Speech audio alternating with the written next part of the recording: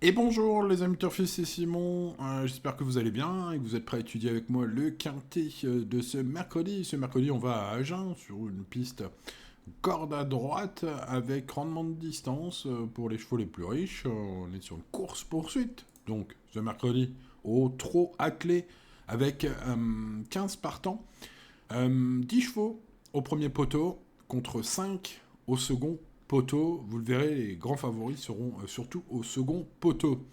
Et je vais vous expliquer pourquoi. Faisons un petit tour d'horizon avant de parler des 4 tuyaux du jour et de ma sélection. Je vous propose donc de passer au crible les 15 partants un par un dans l'ordre du programme. Allez, on y va avec Idole d'Ourville. Emmanuel Varin est assez confiant, j'ai trouvé. Il confie son cheval Manu Criado qui s'est déjà imposé avec Idole d'Ourville. Donc le couple s'entend bien. C'est un cheval qui, malgré, j'ai envie de dire, la relative confiance de son entourage, devra quand même compter sur quelques défaillances des chevaux les plus en vue pour perturber mon prono. Pas impossible, mais j'y crois moyen, ce numéro un. Bon, après, voilà, hein, il peut y avoir quelques défaillances, il peut être 4-5e. Mieux me paraît compliqué, il sera aux alentours des 20 contre 1. Le numéro 2, Forrest Gump 7, m'intéresse beaucoup. Il va être une cote un peu intermédiaire de 15 contre 1. Je trouve cet élève de l'écurie redoutable de Franck Terry euh, peut-être recommandable. Alors, c'est pas le cheval le plus fiable du lot, mais il a une belle chance, notamment s'il répète sa dernière sortie dans le Grand Prix Baron d'Ardeuil. Hein, la dernière fois, c'était très bien.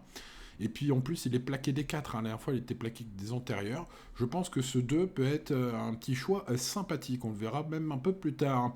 Le numéro 3, Icard de Beryl, Def 4, avec Monsieur Cabos aux manettes pour l'écurie de Monsieur Lacombe, qui présente 2 chevaux aujourd'hui. Et donc il présente ce numéro 3 qui a été excellent à Beaumont cet été, corde à droite. Je crois donc capable de viser une place dans les 5 premiers.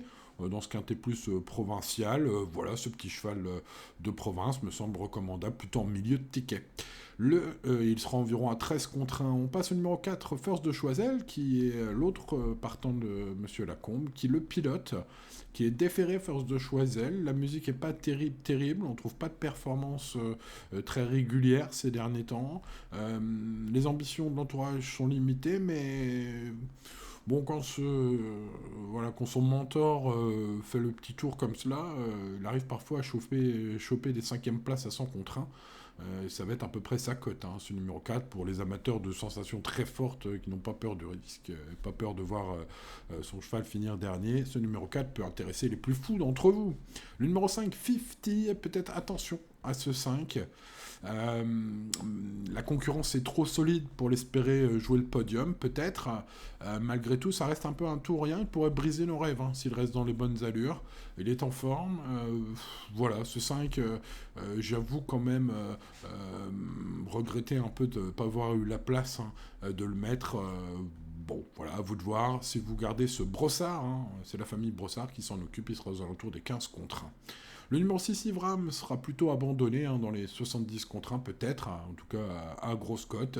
C'est l'écurie d'Olivier Picard. Vincent Foucault est aux manettes de ce numéro 6 qui lui aussi est déféré. Ils sont tous déférés. Hein. C'est un peu leur prix d'Amérique aujourd'hui à tous ces chevaux. Hein.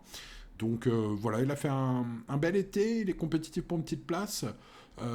Bon, les cracks de la course, hein, entre guillemets les cracks bien sûr, mais on a quand même des chevaux de bonne qualité plus bas dans le tableau. Voilà, il faudrait qu'il y en ait quand même 2 ou 3 qui se montent décevants pour que ceci se glisse à l'arrivée. C'est plutôt un second choix pour ceux d'entre vous qui souhaitent surtout spéculer. Ce numéro 6. On passe au numéro 7, Hugues de Tia, très régulier cette année. Il fait partie des choix avec des très bonnes chances d'accessible. C'est l'un des meilleurs choix, j'ai envie de dire, pour votre milieu de ticket. Alors, sans en faire une base, j'ai envie de dire, presque mettez-le quand même sur tous vos tickets. Voilà, si vous faites des tickets en 5 chevaux, plutôt 5e. Si vous faites des tickets en 6-7 chevaux, mettez-le. Hein, voilà, très très régulier. Confié à Franck Nivard pour ce bel engagement par Monsieur Blanchon. Il sera aux alentours des 10-12 contre 1. On passe au 8, Général Mitchell, qui lui sera abandonné à la cote. C'est l'autre pensionnaire de Monsieur Varin, confié à Monsieur Fosset à la drive.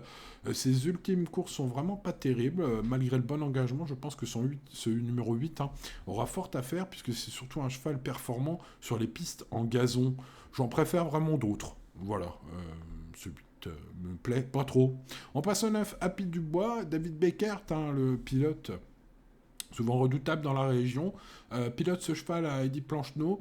Il sera aux alentours des 10 contre 1, fait face à un superbe engagement, hein, il est vraiment presque à la limite du recul. Donc, premier poteau, c'est le numéro 9, s'annonce redoutable, jugé sur son avant-dernière performance, son antépénultième course également, celle d'avant, l'antépénultième course, est très bonne également pour ce numéro 9, Happy Dubois. Donc, il est attendu pour les premières places hein, aujourd'hui. Ce numéro 9, on appelle le pilote. Le numéro 10, Flying Devil, est encore mieux engagé. Malgré la qualité de cet engagement, il faudra beaucoup de défaillance pour ceux qui se glissent dans les 5 premiers. Ce numéro 10, qui va être aux alentours des 30 contre 1. C'est l'écurie Barré, avec son entraîneur qui drive. Aujourd'hui, même si son ultime perf est un peu rassurante, on est quand même sur un petit cheval de province.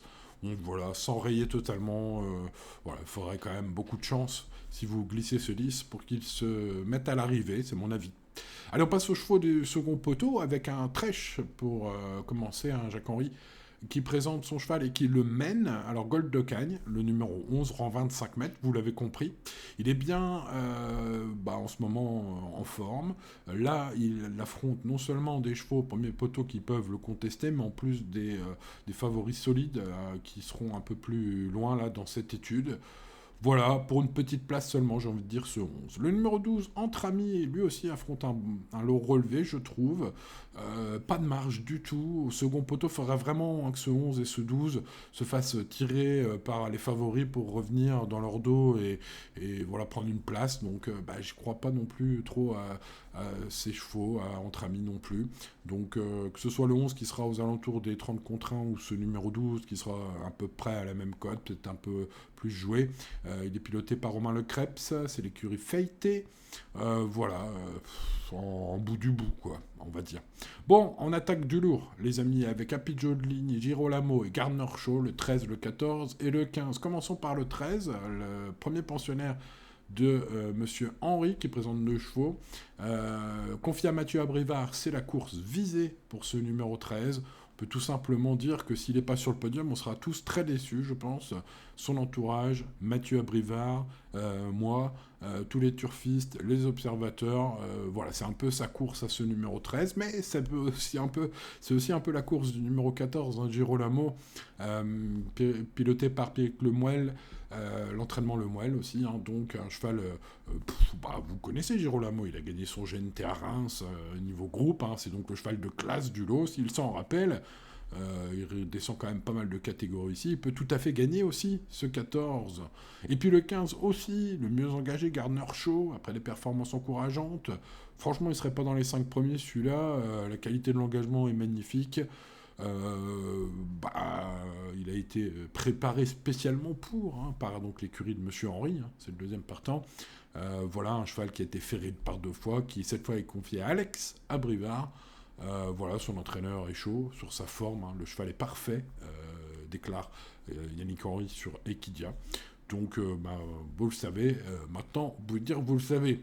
13, 14 et 15, donc vous l'aurez compris les amis, voilà, on a fini cette étude, mais je pense que, vous l'aurez compris, ce seront mes bases. Alors, dans quel ordre je vais les classer? Eh bien, j'aime beaucoup le fait que Gardner Shaw ait été préparé spécialement pour. Il a la pointure. Est-ce qu'il est plus fiable que le 14 et le 13? En fait, hein, je les mets un peu sur le même piédestal, hein, puisque Girolamo, c'est le cheval de classe du lot, et Happy Jodeline, la course visée dans un tel lot. Ces 3 chevaux décevrants ne faisant pas l'arrivée. Ce sont donc vraiment 3 bases fortement recommandées. Et puis, vous le savez, il faut spéculer, il faut trouver le bon tocard. Eh bien, aujourd'hui, je tente Forrest Gump, en espérant qu'il court Forrest Gump aujourd'hui. Enfin, qu'il trotte, ce sera mieux. Forrest Gump 7, le numéro 2. C'est mon choix, pour les raisons susnommées, les amis. Et évidemment, pour le fait qu'il soit encore allégé en ferrure et en bonne forme. Ça peut être la jolie surprise. Ce qui nous donne donc 15, 14, 13, 2. Ils seront suivis par des chevaux réguliers, hein, je vous l'ai expliqué, le 9 et le 7, qui sont bien engagés au premier poteau. Et puis derrière, j'ai envie de dire, un peu tout peut arriver. Je tente 3 et 4, si vous cherchez les chevaux à mettre dans vos champs réduits, bien sûr. Si vous faites des longes, restons quand même raisonnables. Hein, aujourd'hui, c'est ouvert. Vous l'avez entendu dans l'étude. Hein, il y a quand même deux trois chevaux en plus qui peuvent nous couper la 4-5e place. Donc on va se concentrer peut-être sur le tiercé pour mes préférés. Le quartet, j'ai des bonnes ambitions quand même. Voilà, pour le quintet, on sent bien le 5e imprévu qui va couper tout le monde. J'espère l'avoir glissé dans mon prono. Allez, les amis, il ne me reste plus qu'à vous souhaiter bonne chance si vous la tentez ce mercredi. Et on se retrouve demain pour de nouvelles aventures. N'oubliez pas le petit pouce, de vous abonner, d'activer la cloche. Ciao, ciao.